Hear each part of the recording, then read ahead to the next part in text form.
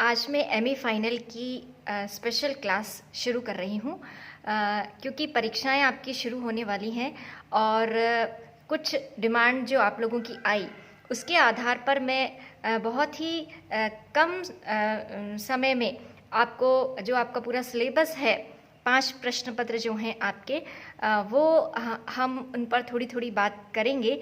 आज मैं आपको आधुनिक राजनीतिक सिद्धांत जो आपका 5th पेपर है मॉडर्न पॉलिटिकल थ्योरी, इस पर कुछ बातें बताऊंगी। इसको लेकर हम 2-3 वीडियो बनाएंगे और आज कल और परसों 3 दिन तक हम इस पर बात करेंगे इस प्रश्न पत्र पर, क्योंकि जो अभी आपका सबसे पहला पेपर है वो इसी प्रश्न पत्र का होने वाला है। तो इसकी जो और इसमें आप किस तरीके से बेहतर कर सकते हैं इस पर आज मैं आपसे बात करूंगी। एमए फाइनल के अंतर्गत जो प्रीवियस है उसके 4 पेपर आपके पिछले प्रीवियस में हो चुके हैं। अब आपके स्टार्ट है, जैसा कि आप सभी जानते हैं। आधुनिक राजनीतिक सिद्धांत का जो प्रश्न पत्र है उसके अंतर्गत आप बहुत सारे टॉपिक्स हैं जिनके बारे में जिनके बहुत अच्छी जानकारी है, जैसे राजनीति विज्ञान का जो अर्थ परिभाषा क्षेत्र जो मॉडर्न तरीके से है, वो आधुनिक तरीके से है, वो किस तरीके से है, फिर व्यवहारवाद, उत्तर व्यवहारवाद, शक्ति, सत्ता, और इसके बाद में राजनीतिक व्यवस्था, राजनीतिक विकास, राजनीतिक समाजीकरण, राजनीतिक संस्कृति, राजनीतिक समाजीकरण, ये सब टॉपिक्स हैं। वितरणात्मक उपागम है और आपके इस तरीके से जो निर्णय निर्माण उपागम है, समूह सिद्धांत है, ये पूरा जो सिलेबस है आपका इस तरीके से इसके अंतर्गत है। अब मैं आपको यहाँ पे ये बता रही हूँ कि जैसे शक्ति और सत्ता, इसको लेकर के एक अलग से वीडियो अपने चैनल पे डाला हुआ है और आप उसको देख लें, अच्छे से समझ लें। उसका मैं एक वापस से आपको व्हाट्सएप ग्रुप जो हमारा बना हुआ है एमए फाइनल का, उस व्हाट्सएप ग्रुप में उस वीडियो को मैं सेंड कर दूंगी, जिससे आप उसको अच्छे से तैयार कर लें। जो भी उस ग्रुप में अभी तक हैं तो मुझे मेरे नंबर पर आप रिक्वेस्ट भेजें, आपको उस ग्रुप में ऐड कर लूँगी।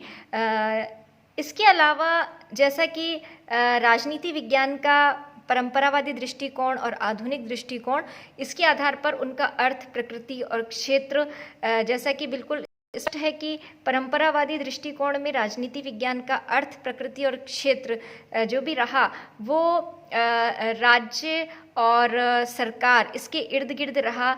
जैसे राज्य का अध्ययन, गार्नर ने कहा कि राजनीति विज्ञान का आरंभ और अंत राज्य के साथ होता है। लीकॉक ने कहा कि राजनीति विज्ञान सरकार का अध्ययन है। गिलक्राइस्ट ने भी यही बात कही और कई विचारकों ने राजनीति विज्ञान को राज्य और सरकार इन दोनों का अध्ययन बताया। लेकिन इस आधार पर यदि हम देखें तो राजनीति विज्ञान का जो क्षेत्र है उसमें संविधान, राज्य, सरकार, यही सब बातें, इनका सैद्धांतिक अध्ययन ही उसमें शामिल हुआ। लेकिन जो आधुनिक दृष्टिकोण रहा है वो आधुनिक दृष्टिकोण इसको थोड़ा अलग दृष्टि से देखता है और इसके अंतर्गत राजनीति विज्ञान में राज्य, सरकार, इन सब का व्यवहारिक अध्ययन किया जाता है, यथार्थवादी अध्ययन किया जाता है और साथ ही साथ उन सभी तत्वों का अध्ययन किया जाता है जो चाहे गैर राजनीतिक हों, लेकिन यदि वो राजनीति को प्रभावित कर रहे हैं तो वो सब भी राजनीति के क्षेत्र में आ जाते हैं।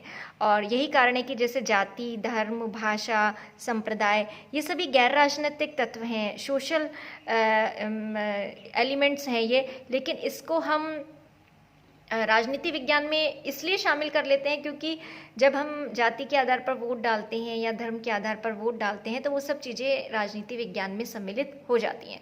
तो आधुनिक दृष्टिकोण इसको बहुत ही विस्तार से देखता है और उन गैर राजनीतिक तत्वों को भी उसमें सम्मिलित करता है जो कि राजनीति को प्रभावित करते हैं। आधुनिक दृष्टिकोण की कई परिभाषाएं हैं, जैसे शक्ति के आधार पर जो दी गई हैं। राजनीति शक्ति का विज्ञान है, कैटलीन ने कहा। राजनीति विज्ञान का आरंभ, राजनीति विज्ञान शक्ति प्राप्त करने, उसे बनाए रखने और उसका विस्तार करने का नाम है, ये मॉर्गेंथियो ने कहा। तो राजनीति कौन, कब, क्या और कैसे प्राप्त करता है, ये लॉसवेल ने कहा।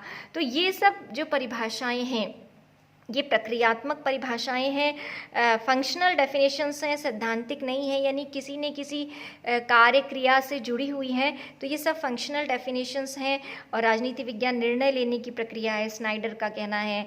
और राजनीति विज्ञान जो है वो इन सब व्यवस्था सिद्धांत के जो विचारक हैं, डेविड ईस्टन, उन्होंने राजनीति विज्ञान को मूल्यों का आधिकारिक आवंटन कहा है। तो ये परिभाषाएं जो हैं राजनीति विज्ञान की आधुनिक दृष्टिकोण की हैं, और इनके आधार पर राजनीति विज्ञान का जो क्षेत्र है वो बहुत ज़्यादा व्यापक हो जाता है। उसके अंदर हम व्यवहार राजनीति, यथार्थवादी राजनीति और उन सब गैर राजनीतिक तत्वों का भी अध्ययन करते हैं जो राजनीति को प्रभावित करते हैं।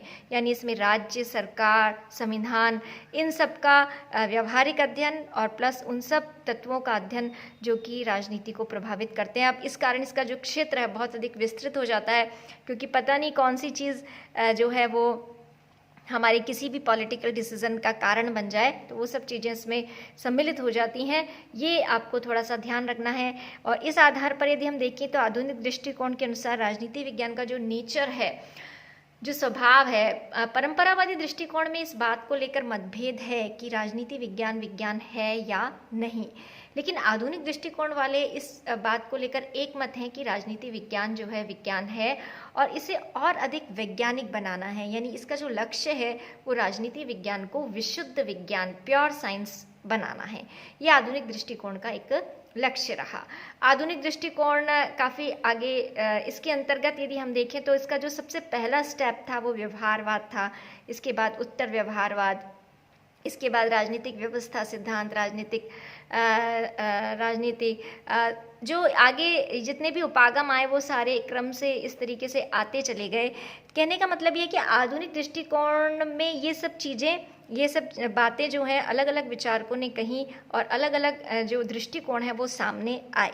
यहाँ पे इन सभी क्योंकि आधुनिक दृष्टिकोण में सबसे पहले हम इन सभी का मिक्स रूप ही लेते हैं, तो अब यहाँ पे इसकी कुछ कमियाँ भी रही और इसकी कुछ अच्छाइयाँ भी रही। इसकी कमी ये रही कि इसने राजनीति विज्ञान को विज्ञान बनाने में अपना सारा श्रम लगा दिया, जबकि हमें ये पता होना चाहिए कि राजनीति विज्ञान जो एक सोशल साइंस है, सामाजिक विज्ञान है, इसे हम वैसा साइंस नहीं बना सकते, वैसा विज्ञान नहीं बना सकते जैसा फिज़िक्स है, केमिस्ट्री है। तो विशुद्ध विज्ञान बनाने में इसलिए कहा गया कि आधुनिक दृष्टिकोण वाले विज्ञान के कल्पना लोक में खो गए। तो ये एक महत्वपूर्ण कमी रही। आधुनिक दृष्टिकोण ने तथ्यों पर बहुत अधिक ध्यान दिया और जो मूल्य होते हैं, जो हमारे लक्ष्य होते हैं, जो हमारे उद्देश्य होते हैं, उन सब की तरफ इन्होंने ध्यान नहीं दिया। जो वास्तविकता है, यथार्थ है, केवल उसी की तरफ इन्होंने ध्यान दिया।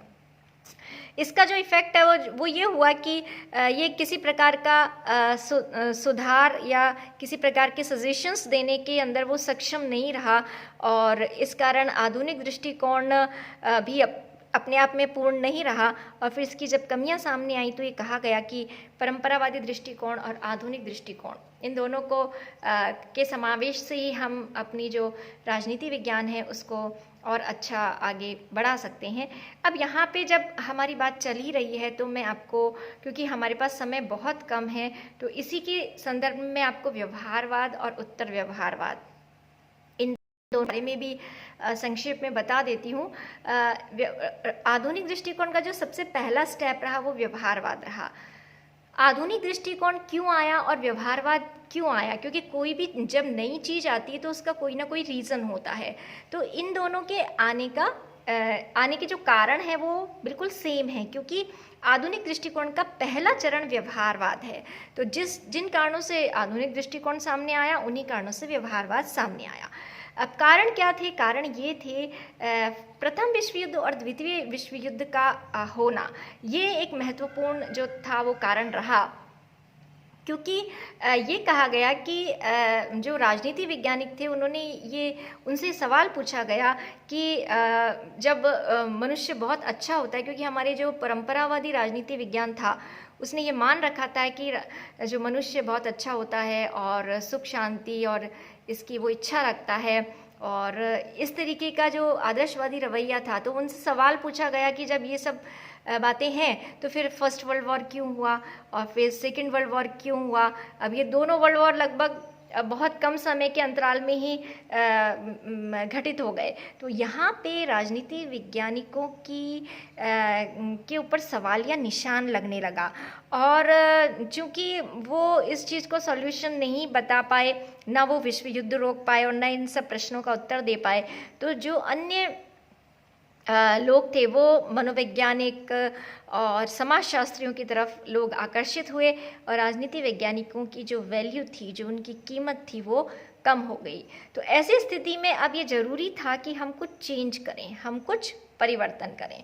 तो यहाँ पे फिर समाजशास्त्रियों, मनोवैज्ञानिकों, इन सब के प्रभाव में, इन सब से सीख करके बहुत सी बातें राजनीति विज्ञान में नए सिरे से सामने आई। तो इन विषयों का प्रभाव भी राजनीति विज्ञान विषय पर पड़ा, और इस कारण भी आधुनिक दृष्टिकोण और दूसरी और हम व्यवहारवादी इन सब को लेकर हम आगे बढ़े।